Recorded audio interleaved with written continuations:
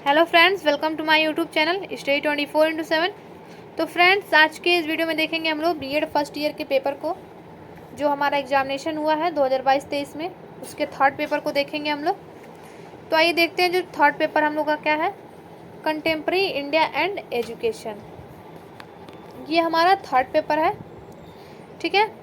तो देखिए third paper जो है, इसके लिए आपका टाइम ड्यूरेशन कितना है, 3 आवर्स, यानी 3 घंटे का टाइम है। मैक्सिमम मार्क्स 80 यानी 80 नंबर का आपका पेपर रहने वाला है। यानी ये आपका पेपर कितने नंबर का है, 80 नंबर का है।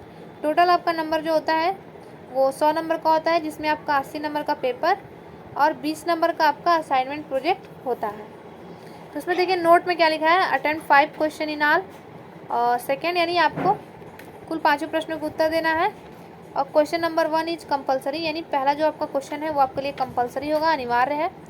Answer 2 question from section A and B, section B is, यानी प्रत्येक में से आपको दोनों में से, यानी खंड अ और ब जो आपका ए एंड बी है, उसमें से आपको 2-2 प्रश्नों के उत्तर देने होंगे। और जो आपका चौथा है, all question carry equal marks, यानी जो आपके सभी प्रश्नों के लिए अंक क्या है, इक्वल रहने वाले हैं। तो देखिए जो हमारा पहला प्रश्न है, इसमें आपका कितने नंबर का है, ये आपका 4 नंबर का है। आपका 4 प्रश्न 4 नंबर के होंगे, 16 नंबर, यानी 16 नंबर का आपका पहला प्रश्न होने वाला है। इसमें आपको कितने वर्ड के लिखने हैं, 200 वर्ड के, यानी आपको 2.5 से 3 पेज के बीच में इसके आंसर आपके होने चाहिए। तो देखिए पहला जो आपका गुरुकुल पद्धति,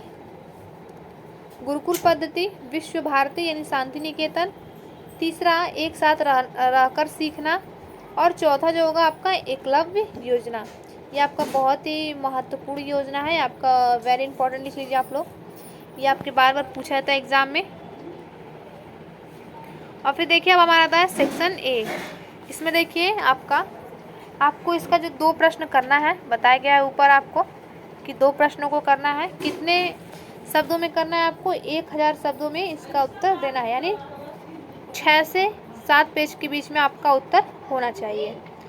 दूसरा प्रश्न हमारा इसमें, बौद्ध शिक्षा प्रणाली की प्रमुख विशेषताओं का वर्णन कीजिए और आधुनिक शिक्षा को बौद्ध शिक्षा प्रणाली की मुख्य दोनों का उल्लेख करना है। दूसरा प्रश्न हमारा। तीसरा प्रश्न देखिए, वुड का आदेश पत्र भारतीय शिक्षा का महाधिकार पत्र कहा जाता है, समीक्षा कीजिए। ये भी आपका वेरी इंपॉर्टेंट क्वेश्चन है, ठीक है। चौथा प्रश्न हमारा, निम्नलिखित बिंदुओं पर शिक्षा आयोग 1964-66 की संस्तुतियों का वर्णन कीजिए।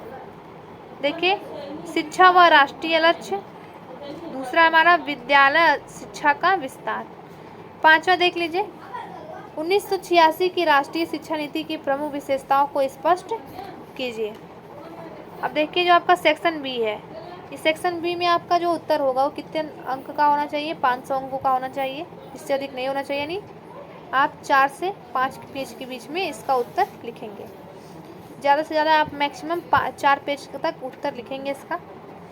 और देखिए ये जो हमारा पहला प्रश्न है छठे का, वैदिक कालीन शिक्षा के प्रमुख दोषों की विवेचना कीजिए। यह भी आपका वेरी इंपॉर्टेंट क्वेश्चन है। दूसरा, प्राच्य पाश्चात्य विवाद के मुख्य कारण क्या थे, इसका अंत किस प्रकार किया गया। सातवां का जो पहला है, बुनियादी शिक्षा के आधारभूत सिद्धांतों का वर्णन कीजिए। यह भी आपका इंपॉर्टेंट क्वेश्चन है, इसको टिक लगा लेंगे आप लोग, ये आपके हर साल पूछे जाते हैं। मध्यकालीन भारत में शिक्षा की व्यवस्था का संक्षेप में वर्णन कीजिए, 7वें का बी। 8वां प्रश्न देखिए, शांति शिक्षा से क्या अभिप्राय है, इसके उद्देश्यों की विवेचना कीजिए। और बी होगा इसका, राष्ट्रीय सलाहकार समिति 1992 की रिपोर्ट की मुख्य सिफारिशों को संक्षेप में बताइए। 9वां प्रश्न देख लीजिए, 9वां प्रश्न है, राष्ट्रीय शिक्षा आंदोलन के उद्देश्यों का वर्णन कीजिए। ये भी आपका इंपॉर्टेंट क्वेश्चन है, इस पर टिक लगाइए आप लोग। और उसका जो बी है, भारत में स्त्री शिक्षा की प्रमुख समस्याएं क्या है, ये भी आपका बहुत पूछे जाने वाला प्रश्न है। तो फ्रेंड्स, वीडियो अच्छा लगे तो लाइक करें, शेयर करें और हमारे चैनल को सब्सक्राइब करें। थैंक यू फ्रेंड्स, मिलते हैं नेक्स्ट वीडियो में।